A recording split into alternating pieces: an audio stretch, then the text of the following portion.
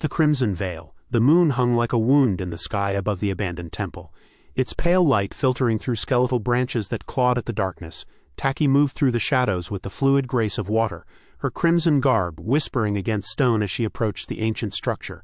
The very air seemed to thicken with malevolence, and she could taste copper on her tongue, the metallic tang of spilled blood. She had tracked the corruption here, following a trail of withered vegetation and twisted animal corpses across 3 provinces. Whatever had claimed Hayato, her former clan brother, had transformed him into something that fed on suffering itself. The reports were always the same, a figure in familiar Fuma garb, but wrong in ways that made witnesses weep blood and lose their minds to gibbering terror. The temple's entrance yawned before her like a mouth frozen in an eternal scream. Ancient kanji carved into the weathered stone seemed to writhe in her peripheral vision, though they remained still when she looked directly at them. Her hand found the familiar weight of Rekimaru at her side, the blade's spiritual energy humming in resonance with the darkness ahead. "I know you're here, Hayato," she called softly, her voice carrying into the depths. "The dead children in Kyoto. The pregnant woman found flayed in Osaka. This isn't you." A sound emerged from within, not quite laughter, not quite weeping. It echoed off stone walls with an unnatural quality that made her skin crawl. Then came his voice, but changed, layered with harmonics that shouldn't exist in any human throat. "Taki, sweet naive Taki." Still believing in the possibility of redemption, the words seemed to come from everywhere and nowhere, reverberating through the temple like the voice of the building itself. "Come closer, sister. Let me show you what I've learned in the darkness." She stepped across the threshold, and immediately the temperature plummeted. Her breath misted in the suddenly frigid air, and frost began forming on the stone beneath her feet. The darkness ahead wasn't merely an absence of light, it was a presence thick and oily that seemed to press against her from all sides. "You're not Hayato anymore," she said, drawing her blade in one fluid motion. The steel sang as it cleared its sheath, and mystical flames danced along its edge, pushing back the oppressive gloom. "Whatever bargain you made, whatever price you paid, it's consumed you." A figure emerged from the depths, and Taki's heart clenched with grief and revulsion. It wore Hayato's face, bore his distinctive scars from their shared training.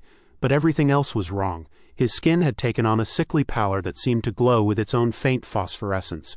His eyes were holes filled with swirling crimson mist, and when he smiled she could see that his teeth had been replaced by jagged obsidian shards. Consumed, he tilted his head with inhuman jerky movements like a puppet controlled by an inexperienced hand. "I am more myself than I have ever been. The Fuma arts were always about harnessing darkness, Taki. You simply lacked the courage to embrace their true potential." "The Fuma arts were about balance," she countered, settling into a combat stance. "Light and shadow, creation and destruction. What you've become is an abomination that desecrates everything our clan stood for." Hayato, or the thing wearing his form, laughed, and the sound made the temple walls bleed. Actual crimson tears seeped from the ancient stone, pooling on the floor in impossible patterns that hurt to look at directly. "Balance is weakness," he hissed. "I have drunk from the well of pure negation, tasted the sweet nectar of entropy itself. Do you know what it feels like to unmake a soul, Taki? To watch hope die in someone's eyes as you peel away everything that makes them human?" She didn't answer with words. Instead she moved, her body flowing like liquid shadow as she closed the distance between them. Rekimaru carved a burning arc through the air, its mystical flames leaving trailing afterimages. But Hayato was no longer bound by mortal limitations. He twisted away from her strike with movements that bent at impossible angles, his form seeming to fold in on itself like origami made of flesh. "Too slow, sister," he whispered, and his hand, now ending in talons that gleamed like black ice, raked across her shoulder. The claws passed through her protective clothing as if it were mist, and pain like frozen fire erupted across her back. Taki rolled away, coming up in a defensive crouch as dark blood, her blood, dripped onto the temple floor. Where it struck, small flowers bloomed, their petals the color of bone. The sight made her stomach lurch. Whatever corruption had claimed Hayato was trying to claim her as well. "You feel it, don't you?" he crooned, circling her like a predator. "The call of the void, the whispered promises of power beyond mortal comprehension. I can make it stop hurting, Taki. All you have to do is let me in." "I'd rather die first," she spat, ignoring the way the temple seemed to pulse around them like the inside of some vast malevolent heart.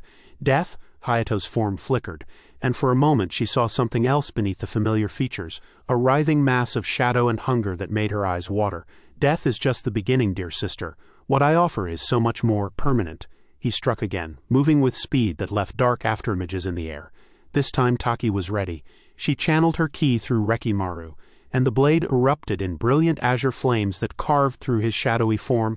The corrupted thing that had been Hayato shrieked a sound like breaking glass mixed with dying screams and stumbled backward. "Still some fight left in you," he gasped, and she could see the wound she'd opened in his torso. But instead of blood, a viscous black substance oozed from the cut, and within it, she could see tiny faces twisted in silent agony. "Good. Breaking you will be so much more satisfying." The battle that followed was unlike anything in her experience. Hayato fought with techniques she recognized from their shared training, but corrupted and twisted into something monstrous. His shadow clones were no longer mere illusions, but semi-solid nightmares that whispered obscenities in dead languages. His smoke bombs filled the air with toxic vapor that showed her glimpses of possible futures, all of them ending in her corruption and fall. But Taki had advantages he hadn't counted on. Years of meditation had strengthened her will against psychic intrusions. Her mastery of the purification arts allowed her to cleanse the poisonous visions from her mind even as they formed. And beneath it all, her love for the man Hayato had been gave her strength that mere technique could never provide. "You're holding back," he snarled after she deflected another series of his attacks. "You still think you can save me? How touching, how foolish." "Maybe I can't save you," she admitted, breathing hard. Her body ached from a dozen minor wounds, and she could feel the corruption trying to seep into her system through each cut. "But I can still save everyone else from what you've become." She reached into her pouch and withdrew a small paper talisman, its surface covered in intricate protective wards. Hayato's eyes widened, the first truly human expression she'd seen from him all night. "You wouldn't," he breathed. "That's a soul-binding seal. If you use it here, in this place saturated with dark energy, it will trap us both," she finished. "I know, the explosion will level half the mountain, then no one else will suffer because of what you've become." She began to channel her energy into the talisman, and it started to glow with increasing intensity. "This is how it ends, Hayato. Not with your corruption spreading like a plague, but with both of us choosing to do what's right." For a moment the thing wearing her clan brother's face flickered, and she saw something else there, a flash of the man she'd once known, trapped and screaming behind layers of supernatural malevolence. "Taki," he whispered, and his voice was human again, filled with desperate anguish. I can't stop it. It won't let me die. Every time I try to resist, it makes me hurt more innocents. Please, end this." Tears streamed down her face as she poured more energy into the seal. The talisman was now blazing like a miniature sun, and she could feel the massive spiritual forces building toward their inevitable release. "I forgive you," she said softly. "Rest now, brother." The darkness that had been controlling Hayato gave one final shriek of rage and frustration, but it was too late. The seal reached critical resonance, and reality itself seemed to hold its breath. Then the world exploded into purifying light. When the rescue teams found the crater 3 days later, there was nothing left of the ancient temple except fused glass and scattered stone. At the very center, they discovered two forms locked in an eternal embrace, a woman in crimson garments and a man whose face, even in death, bore an expression of profound peace.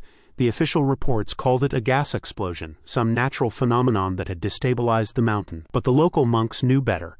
They built a small shrine at the site and left offerings for the warrior who had sacrificed everything to keep an ancient evil from escaping into the world. Sometimes on nights when the moon is dark and the wind carries strange whispers through the mountains, travelers report seeing a figure in red moving through the shadows, still watching, still protecting, even in death. And in the village below, mothers hold their children close and whisper prayers of gratitude for the guardian who chose love over survival, duty over self-preservation.